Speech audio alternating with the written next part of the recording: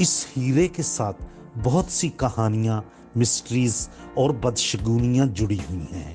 کوہ نور ہیرا جو اس وقت برٹش امپیریل خاندان کے پاس ہے، اس کا ذکر 4 قبل مسیح میں سنسکرت کی ایک تحریر سے ملتا ہے جس میں اس کو ایک بڑے ہیرے کے طور پر درج کیا گیا ہے، لیکن زیادہ تر ہسٹورینز کے مطابق یہ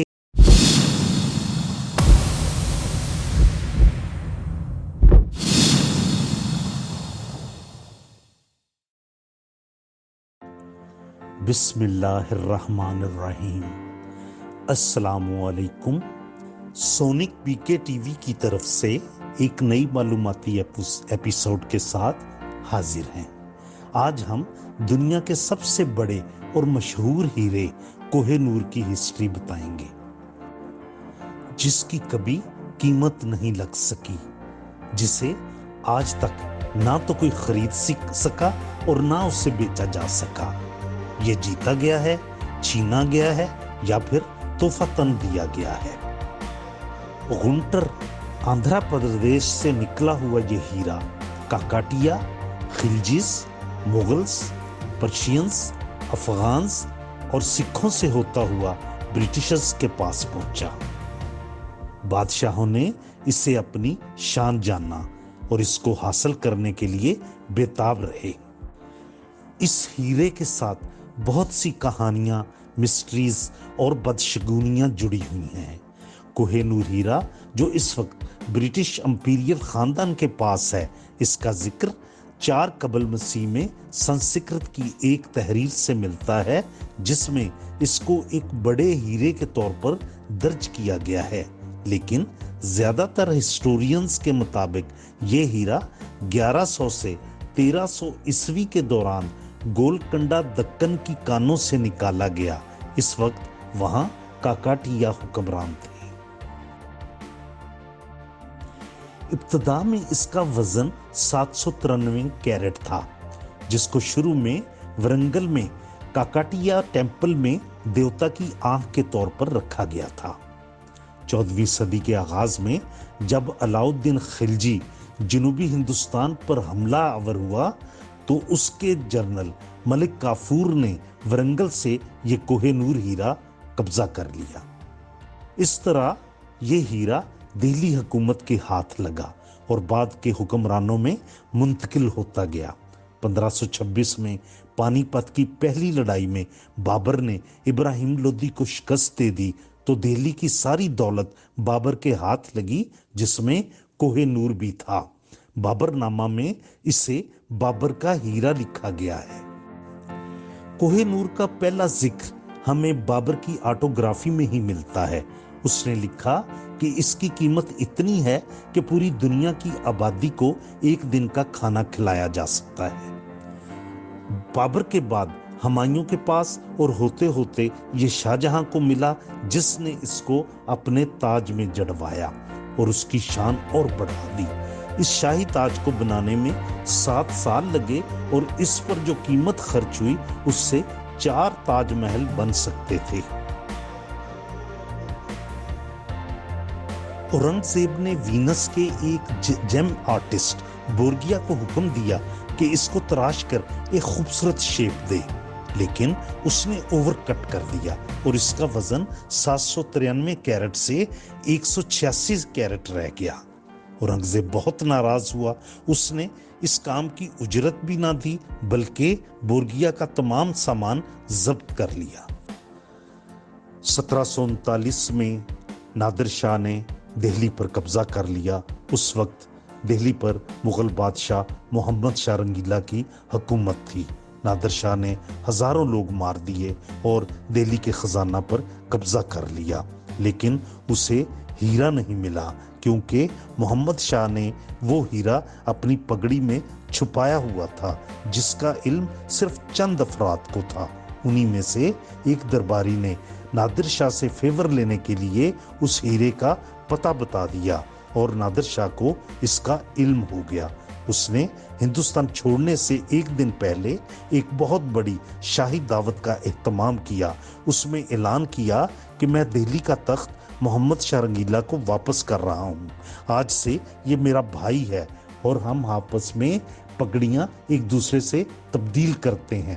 پگڑی اتار کر محمد شاہ کو دی اور محمد شاہ رنگیلا انکار نہ کر سکا۔ اس طرح ہیرا نادر شاہ کے پاس چلا گیا۔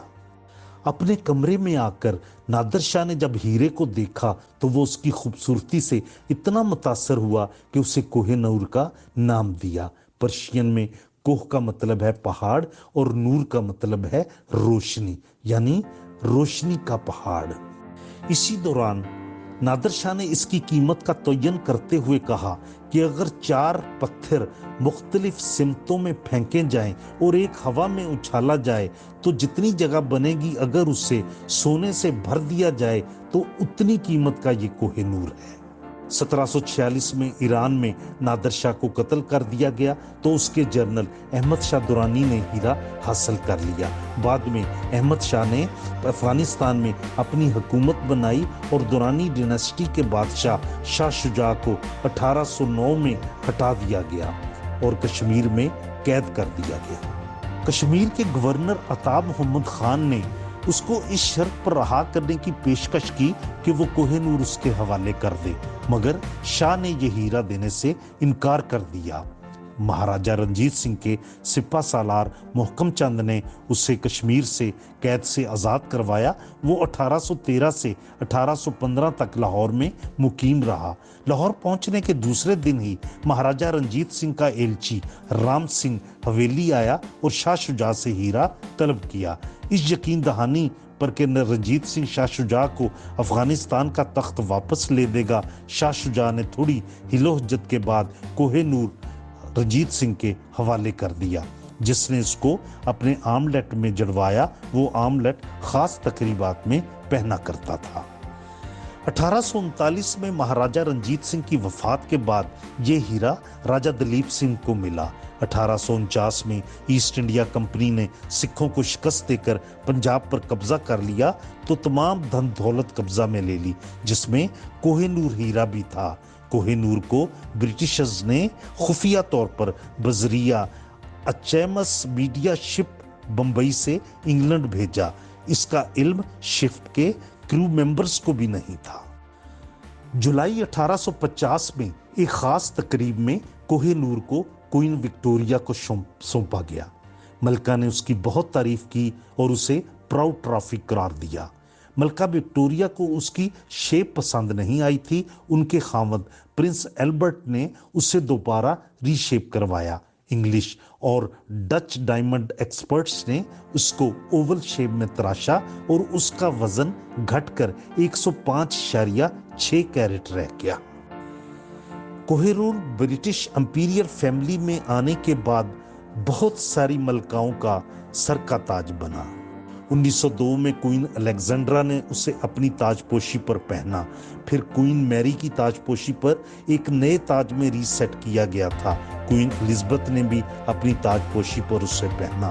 آج وہ تاج اور کوہ نور بمہ دوسرے کراؤن جیولز کے ساتھ jewel house tower of London میں رکھا ہوا ہے۔ وہ پتھر جس نے اپنا سفر کاکاٹیا ڈائنسٹی سے شروع کیا تھا، وہ آج برٹش امپیریلزم کا سمبل بن کر قید ہے۔ اس کے ساتھ بہت ساری بدشگونیاں اور مسٹریز بھی جڑی ہوئی ہیں۔ ایک ہندی عبارت ملی ہے جسے 1306 میں لکھا گیا ہے، جس کے مطابق جو آدمی اسے اون کرے گا وہ پوری دنیا جیت لے گا، لیکن ساتھ ہی اسے مصیبتیں ملیں گی۔ اسے صرف دیوتا اور عورتیں ہی پہن سکتی ہیں۔ تاریخ ان کا حشر دیکھتی ہے جنہوں نے اسے اون کیا۔ بابر 5 سال بعد مر گیا، ہمایوں سے حکومت چھن گئی، وہ جان بچا کر بھاگتا رہا۔ شاہ جہاں کو اس کے بیٹے نے معزول کر کے قید کر دیا۔ اورنگزیب کے بعد مغل سلطنت زوال پذیر رہی۔ نادر شاہ کا 1746 میں قتل ہو گیا۔ درانی ڈیناسٹی کے شاہ شجاع کو تخت سے ہاتھ دھونے پڑے۔ پنجاب میں سکھوں کی حکومت کا خاتمہ ہو گیا۔ برٹشرز نے بھی اسے صرف اپنی کوئنز تک محدود رکھا۔ 1947 میں بھارت نے انگلینڈ سے اس کو کلیم کیا کہ یہ ہماری آزادی کا سمبل ہے۔ 1976 میں ذوالفقار علی بھٹو نے پاکستان کے لیے اسے کلیم کیا کہ یہ مہاراجہ دلیپ سنگھ سے لاہور سے لیا گیا ہے۔ طالبان نے اور ایران نے بھی انہیں اپنے ملکوں کے لیے کلیم کیا ہے۔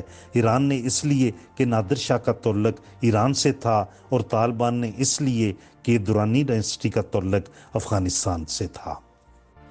آنے والے وقت میں لگتا ہے کہ یہ ہیرا برطانیہ میں ہی رہے گا۔ امید ہے آپ کو سونک پی کے ٹی وی کی یہ ایپیسوڈ پسند آئی ہوگی۔ بہت شکریہ۔